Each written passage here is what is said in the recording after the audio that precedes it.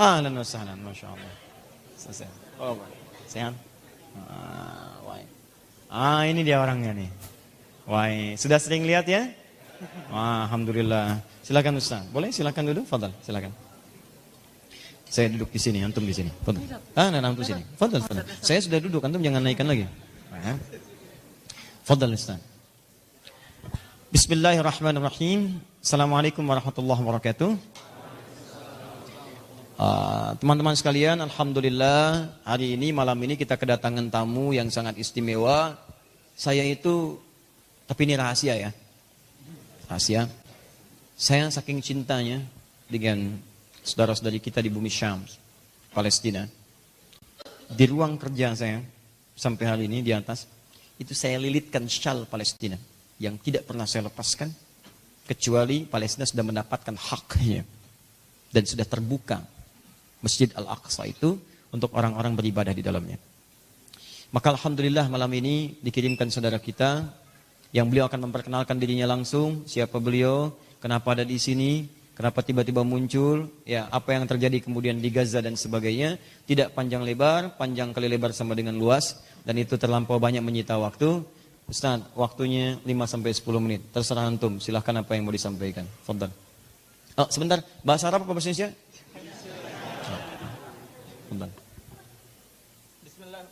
Bismillah. Bismillahirrahmanirrahim. Assalamualaikum warahmatullahi wabarakatuh. Alhamdulillah wassalatu wassalamu ala Rasulillah amma ba'd. Pertama-tama perkenalkan, nama saya Muhammad Husain. Saya aktivis kemanusiaan Indonesia yang tinggal di Gaza sejak tahun 2011.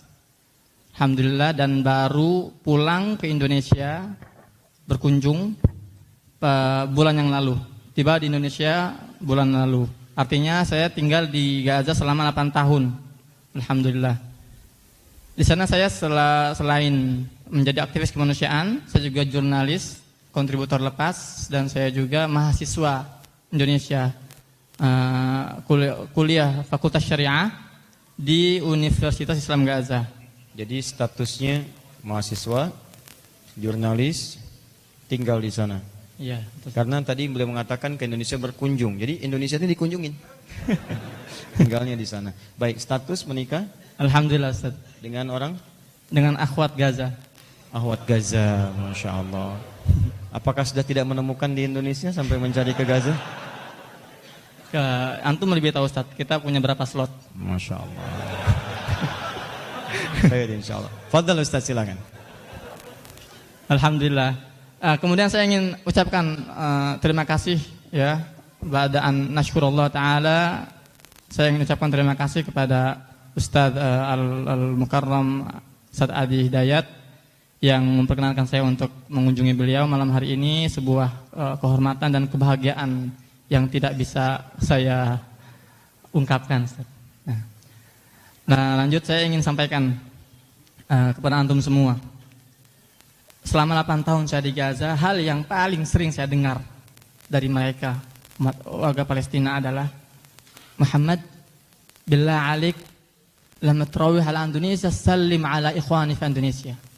Ini berkali-kali disampaikan kepada saya. Tolong wahai akhi Muhammad, kalau kamu pulang ke Indonesia, sampaikan salam rindu kami. Sampaikan salam cinta kami untuk mereka, saudara-saudara kami di Indonesia. Betapa mereka rindu kepada kalian, betapa mereka cinta pada kalian, dan betapa besar harapan mereka terhadap kalian. Takbir. Maka dari itu saya ingin sampaikan kepada antum semua di majelis ini, Assalamualaikum warahmatullahi wabarakatuh. Kemudian alasan saya pulang ke Indonesia ada 2 hal. Yang pertama adalah permintaan orang tua untuk dikunjungi. Orang tua sudah sepuh, ayah sudah 73 tahun, dan beliau sudah sangat rindu kepada anaknya. Yang kedua, saya ingin menyampaikan apa yang sekarang sedang terjadi di Gaza. Saya di Gaza ini dijuluki oleh mereka Ustaz, Safir Indonesia di Palestina. Duta besar Indonesia di Palestina. Meskipun saya tidak ada hubungannya dengan pemerintah gitu loh. Karena saya di sana selain mahasiswa, saya juga aktivis kemanusiaan dan saya juga sering diminta mengisi kajian-kajian di berbagai masjid di Gaza. Ini saya harus bukan memotong tapi memberikan penjelasan. Safir itu dari kata safara. Safara itu pada asalnya itu adalah sesuatu yang mengungkap apa yang ada di sekitarnya.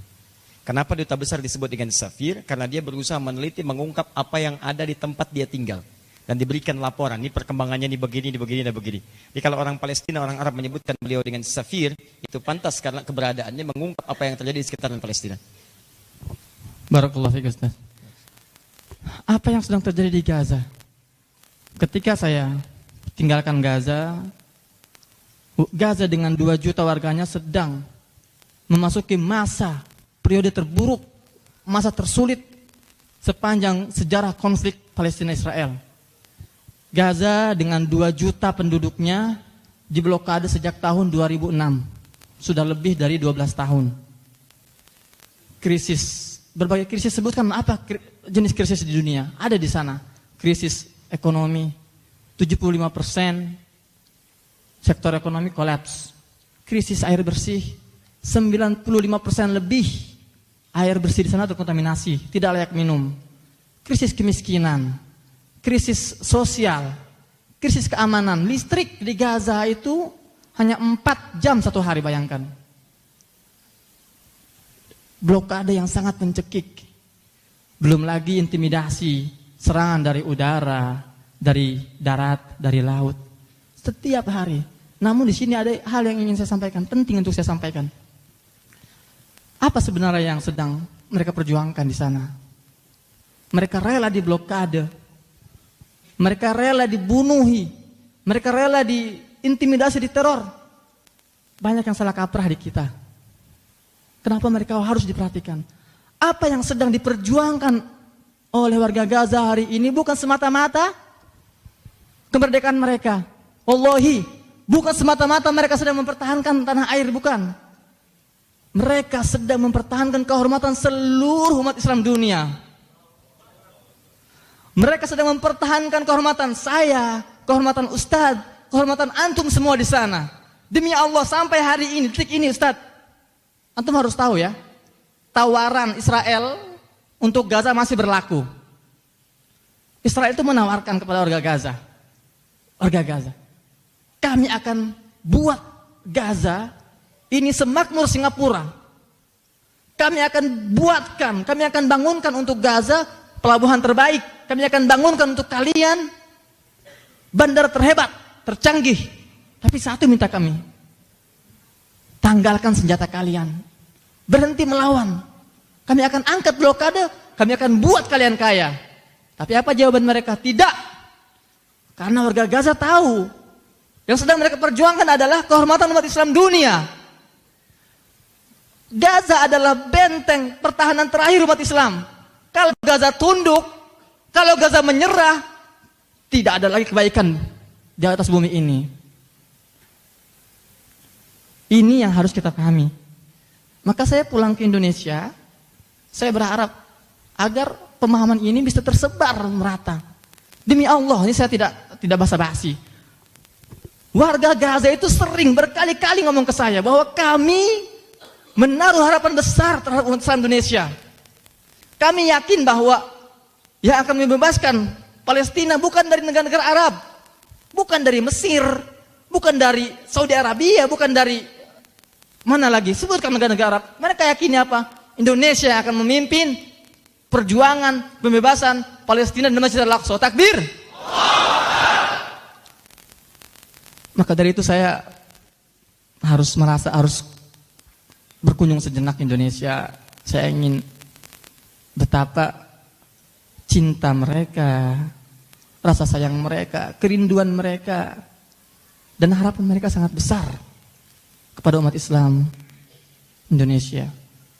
Sampai detik ini, sampai hari ini, mereka terus mengirimkan pesan kepada saya, tolong ya Akhi Muhammad, sampaikan pesan kami kepada mereka. Maka dari itu saya sangat senang, alhamdulillah, di malam yang mulia ini, di majelis yang Allah berkahi ini, kita semua dikumpulkan. Saya bertemu dengan antum semua. Dan kita berdoa, kalau hari ini kita bisa sholat berjamaah di Masjid Al-Ihsan, insya Allah besok kita semua sholat berjamaah di Masjid Al-Aqsa. Takbir. Kurang lebih itu saja karena saya sudah dibatasi oleh waktu. Udah 10 menit ya. Pertanyaan Ustaz, antum kan ini duta Gaza, sedangkan Gaza diblokade dan tidak mudah menyampaikan situasi di Gaza, apalagi untuk kebaikan masyarakat Gaza. Bagaimana ini kemudahan antum bisa keluar, masuk, apa tidak ada kesulitan nanti untuk masuk lagi ke sana? Jadi itulah alasan kenapa saya selama 8 tahun di Gaza pulangnya sekarang. Jadi memang sangat sulit Ustaz, sangat sulit. Saya pun sempat tertahan di perbatasan Rafah Mesir ini lebih dari 30 jam. Saya ditanya diinterogasi oleh pihak intelijen. Ya, alhamdulillah Allah mudahkan berkat doa orang tua dan doa teman-teman semua. Meski demikian, tetap ini saya belum sebetulnya nggak ada jaminan saya bisa pulang ke Gaza, Ustaz. Tapi alhamdulillah karena saya membawa anak dan istri dari Gaza, ini biasanya gitu. Karena saya sudah punya identitas iqamah di sana di Gaza dan saya punya anak dan istri dari Gaza, biasanya mereka memberikan pengecualian saya bisa masuk ke Gaza. Makanya saya juga mohon doanya antum semua, semoga Allah mudahkan perjalanan saya ke Gaza dalam beberapa bulan ke depan. Insyaallah. Dan titip pesan untuk warga Gaza bahwa kami pun di sini sangat merindukan berjumpa dengan saudara-saudara kami di sana, sama-sama beribadah di Al-Aqsa. Dan tolong sampaikan pada mereka, jika ada 1000 orang yang berjuang untuk Aqsa, maka kami akan termasuk di dalamnya. Jika itu hanya 100 orang, maka kami pun ada di dalamnya. Jika ada 10 orang, maka kami ada di dalamnya. Dan jika ada cuma 1 orang yang berjuang, maka katakan, itulah kami orangnya. Allahu Akbar. Seperti Palestina menjadi negara pertama dengan muftinya mengakui kemerdekaan Indonesia, maka kita pun insya Allah akan menjadi bagian yang pertama. Bukan hanya bermohon kepada Allah, tapi kalau kita diberikan kesempatan untuk menjadi bagian terbaik di saf yang pertama untuk masuk ke Aqsa itu, insya Allah kita akan jadi bagian dari itu dan kita akan jadi pionir di dalamnya. Takbir. Saya kira itu hal terbaik di malam ini. Dan jangan takut dengan berbagai hal, karena ajal kita sudah dituliskan mau dimanapun. Wafat itu niscaya, apapun sebabnya itu bisa terjadi. Tapi kita bisa memilih dalam keadaan apa kita wafat. Jika Anda bisa mengondisikan diri wafat dalam keadaan mulia, maka tinggalkanlah segala perbuatan yang sia-sia, yang sekiranya tidak punya